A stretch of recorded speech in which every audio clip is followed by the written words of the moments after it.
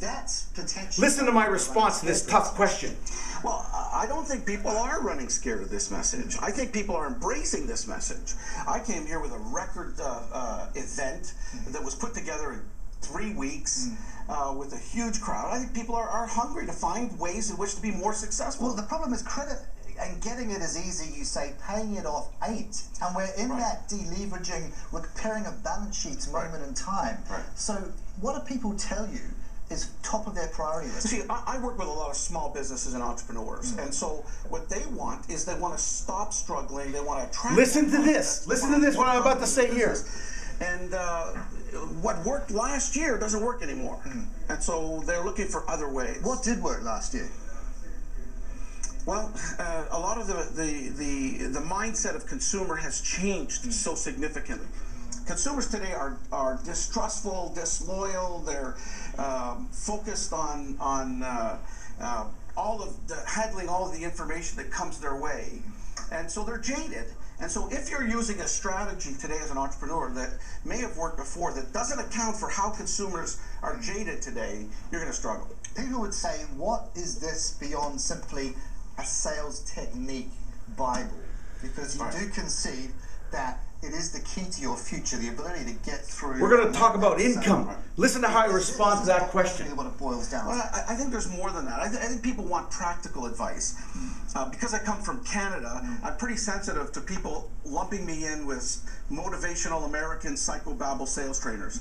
And that's not what this is at all. It tends to be a roadmap to get people to change the way they're building their business. And when they do that, the results often reflected in a different way.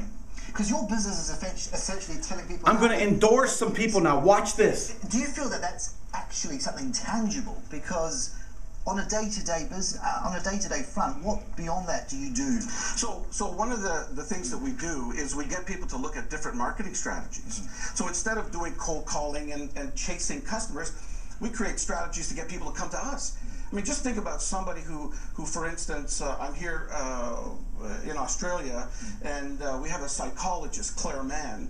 All of a sudden, she writes a book. Her whole business changes because she's offering this book for free instead of, trying to make money in the old way of just networking and doing the things that most people do today. Are we reading the literature? Watch how I match his pace. With iPods, He's talking very, very quick. The guy was very hyper. Watch how I match his pace now. A slew of other millionaire books won't. Yeah, well, I mean, I think it's the more practical approach. One of the things I'm concerned with is this whole notion of gathering more information. Most people don't need more information. They need to do something with the information they already got. And so our focus is on how to move them into action, how to move them into a different space rather than just simply going and... Because if people just think about how many courses they've taken and seminars or materials and the stuff sitting on the shelf, what people need to do is to move in action. There's not enough people doing that. So you need to be yourself and be practical. Not just a small business. Get the message out, but like who you are. Sort of like this. What are they telling you they need to change? Well, so my whole focus, I've been doing this for 25 years. And what people say they want today is they want people to put into action. And so we teach accountability.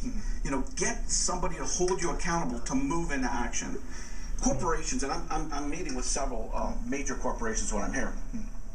They're tired of having just more stuff shoved down salespeople and entrepreneurs' throats. You see, I'm not selling anything. I'm just building my brand. I'm building my credibility. People just gather information that sits on the shelf. Is part of that message hard to enact, given that we as a nation haven't had that jarring experience of a Great Recession?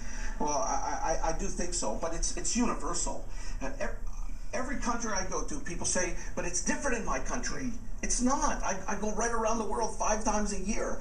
People in Malaysia suffer from the same thing that people suffer here, which is complacency and procrastination.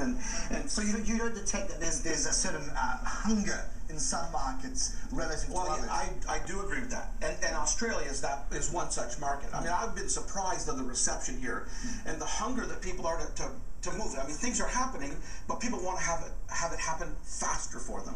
And they can if they just put into practice the things that many of them already know and